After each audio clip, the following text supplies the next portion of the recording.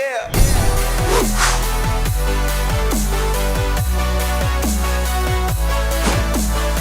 Welcome back to the Gridiron Expert, bringing you some of the best college football news, predictions, and analysis. Back here today with another brand new coaching hire analysis. And as always, if you like this video or like this series, make sure to like, comment, and subscribe. We want to hear from you. We want to hear your grades for these hires and your thoughts on these hires as we continue to progress through this series. And today we are taking a look at Missouri, one of 4 SEC teams that will have a brand new head coach going into 2020, but the Tigers being the only team out of the SEC East that will be dealing with a brand new head coach. And before we break down Eli Drinkwitz and look at his history and what to expect from him coming into 2020, we have to take a look at why Missouri fired and moved on from Barry Odom, who now is the defensive coordinator at Arkansas. So the Tigers fired Barry Odom on November 30th, a day after their season finale victory over Arkansas, where they defeated the Razorbacks 24-14 to clinch a 6-6 record in 2019. But as we all know, Missouri was ineligible for a bowl game in 2019 due to some scandals that, as we have mentioned in the past, whether it be in live streams or whether to some of you guys in the comments, we strongly disagreed with. A scandal and a punishment that we found too harsh and very inconsistent, as the NCAA is with many of their punishments and the way they handle things, whether it be transfers or program scandals. That's a story and a topic for another time, but Missouri nonetheless did finish 500, did finish 6-6, was bowl eligible, but due to those scandals could not participate in the postseason. So Barry Odom, after 4 years at Missouri, was given the boot. He had a 25-25 record in those 4 years, so right at 500 with Missouri. But that included just a 13-19 record overall in SEC play. Also included an 0-2 record in bowl games, losing the Texas Bowl to Texas in 2017 when the Tigers finished 7-6, and then losing the Liberty Bowl to Oklahoma State in 2018 when the Tigers finished 8-5, which was the best record and best season from Barry Odom in his 4 years at the helm.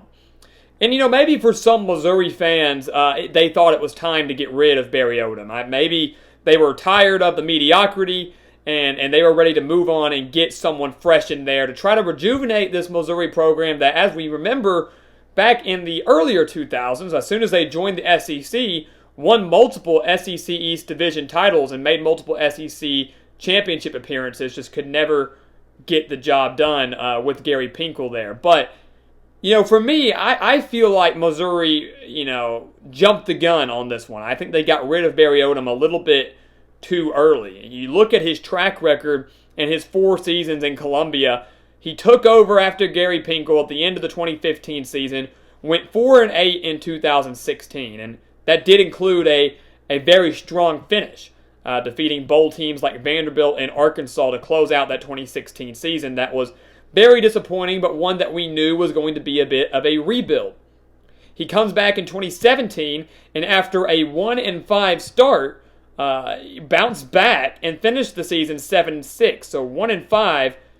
They won the remaining 6 games to finish 7-5, and then, of course, lost that bowl game to Texas. So Missouri getting hot at the right time. It was kind of a trend under Barry Odom to finish the season strong. They did so in 2016. They did so in 2017. 2018 was by far his best season. Saw them jump into the college football playoff rankings, up at number 23. Made that Liberty Bowl, faced off against Oklahoma State, and was upset in that game.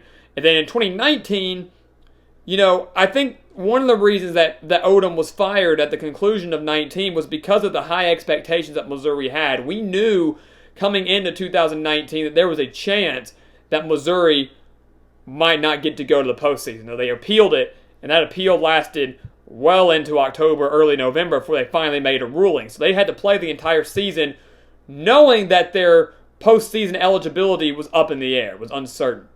But they added the transfer quarterback in Kelly Bryant from Clemson. He was the biggest quarterback on the market during that 2019 offseason. Many thought he might go to Arkansas. Many thought Missouri obviously was in the running, and that's where he ultimately chose to go. And so many thought with the addition of Kelly Bryant, who was coming in to replace Drew Lock, who was a phenomenal quarterback from Missouri, many thought the Tigers could really compete with Georgia and Florida for the SEC East crown, and that there was a chance that Missouri could be like 8-0 going into their date against Georgia, a game that could determine the SEC East.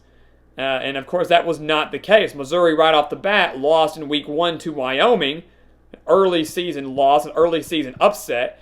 Started off 5-1, so they got back on their feet after that, but ultimately finished 6-6. So a relatively strong start resulted in a strong, weak finish, which is something that was uncharacteristic from Barry Odom's team. So 6-6. Disappointing season despite getting Kelly Bryant. They're looking at a rebuild in 2020, so I get where Missouri was coming from. To me, though, I would have given Odom just one more season because as we have to realize from 2016 to 2019, Missouri was never going to compete against the likes of Georgia and Florida and even a surging Kentucky team to win the SEC East. It was never going to happen for Missouri, and that's just the honest truth.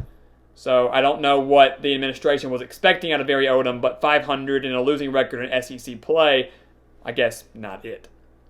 So let's take a look at their new hire. You got a little bit on Barry Odom. I know I went off on a little bit of a tangent on that. But Eli Drinkwitz. Eli Drinkwitz comes in to coach the Missouri Tigers, an offensive-minded coach that in just one season with Appalachian State led the Mountaineers to a 12-1 record and a Sun Belt Conference championship, Sun Belt Conference title, before leaving before their bowl game in New Orleans to take this job at Missouri. Keep in mind, guys, the 12-1 record did include wins at North Carolina, who really impressed under Mack Brown in his first year back, a team that's going to be very, very dangerous in 2020, and a win at South Carolina. So, swept the Carolina teams, and Appalachian State was in the hunt up until the very end for a spot in a New Year's Six bowl game. And that would have been remarkable to see App State in the Cotton Bowl, maybe against Penn State, other than Memphis. So Drinkwitz did a phenomenal job in his first year there. And once again, many will say, okay, North Carolina, that came like in Week 2, Week 3. And then South Carolina wasn't that great. They were injury prone. Those wins aren't impressive. But for anybody, especially at this level of Sun Belt Conference, anybody that can go into an SEC team, go into their house, an ACC team in North Carolina, go into their house and snag a win, especially when you are not favored, that's extremely impressive. I don't care what coach you are. I don't care what team you are. So don't take that away from the Mountaineers and how impressive they were in those games. 12-1 record, and of course beating UAB in their bowl game to finish 13-1. Prior to coming to Appalachian State, Drinkwitz served as offensive coordinator at North Carolina State from 2016 to 2018, coaching Ryan Finley, who at the time was one of the ACC's best quarterbacks, finished his career with the Wolfpack as the number 2 overall passer in school history. His teams averaged over 30 points per game in both 2017 and 2018. Of course, that success continued at Appalachian State, was one of the best offenses in the Sun Belt, and if you want to look at them statistically, could be up there or were up there as one of the best in the entire country as well. So Drinkwitz, he's got the mind offensively, and that's something that Missouri desperately needs right now, especially as they kind of go into a rebuild in 2020. And we'll kind of look at that outlook here, get a little bit of history on Drinkwitz and what to expect from him and just his philosophy coming in. 2020, they lose Kelly Bryant, as we know. So for the first time in a very, very long time, Missouri finds themselves in the midst of a quarterback battle. Multiple people are going to be battling for this job, but one name that you don't need to forget is Sean Robinson. And if that name sounds familiar, it's because he used to play at TCU before transferring to Missouri, and now he is in the thick of this quarterback hunt, and to me could very well be the quarterback favorite to get the starting job. He's got experience at a Power 5 school in TCU. Not a bad quarterback at all. Something that Drinkwitz and his staff need to look at, a quarterback that has experience. They also returned their running back in Larry Roundtree, who played extremely well these past 2 seasons. Can be a bit of a threat in the passing game as well. So something to watch out for Missouri offensively. Their defense does return a handful of starters. And certainly I don't think going to be a strength for Missouri this season. but will have plenty of experience. They do lose Cale Garrett, who in 2018 had over 100 tackles. This year had dealt with some injuries, so you're losing some leadership there at the linebacking position, but nonetheless, Missouri team that has the talent to make a bowl game despite all the changes and potentially the rebuild they're going to go through in 2020. When you look at their schedule, notable games, first off, the schedule is very, very manageable. It's not one of the toughest schedules that you're going to see. So manageable enough, in fact, that I do think they can get to the postseason, and thankfully they won't be dealing with a postseason ban in 2020. They draw Mississippi State and Arkansas out of the SEC West, so that obviously could be worse. And of course, we'll touch on the Bulldogs and the Razorbacks later on in this coaching series, as both are looking at new head coaches with Mike Leach in Starkville and Sam Pittman in Fayetteville. So that certainly could be worse. They avoid Alabama, LSU, Texas A&M, Auburn, guys like that. They do have to travel to Tennessee, Florida, and have an interesting road matchup at BYU, a team that, once again, is one that you never want to take for granted, and certainly a team that's trending in the right direction in 2020 under Kalani Sitake. So, right there, some interesting road matchups, some difficult road matchups for Missouri, but the schedule outside of that, very, very manageable, that they could very well get to 6 wins. So what do we want to grade this hire for Eli Drinkwitz? What do we grade the hire from Missouri here? Eli Drinkwitz, a guy that doesn't have very much head coaching experience, only 1 year at Appalachian State, has served as offensive coordinator at NC State, has served in many offensive roles across both higher level college football and lower level. We give this hire the worst we have seen yet here at the Gridiron Expert, the worst in this series. We're giving it a D. We're giving it a D as the grade for Eli Drinkwitz in this hire at Missouri. And some people will think that's harsh, and Missouri fans, I'm sure, are not going to be happy to hear that. But here's why. I would not be thrilled if my school hired Eli Drinkwitz. I would not be happy at all. I'd be terrified. He is a solid offensive-minded coach, and that's fantastic. You surround yourself with people and good coordinators, maybe he could surprise. But he had 1 season as head coach at Appalachian State, and they weren't his players. Scott Satterfield paved the way for Appalachian State's success in 2019. Now, I get that not anybody could just walk into App State and win 12 games like Eli Drinkwitz did. I do understand that. But Satterfield paved the way. Those were his players. Eli Drinkwitz was set up for success. Appalachian State was the most experienced team in the Sun Belt going into 2019. So I would have liked to have seen Eli Drinkwitz coach App State a few more years. See how he does with his players. See how he does recruiting without Satterfield's players, without Satterfield's talent.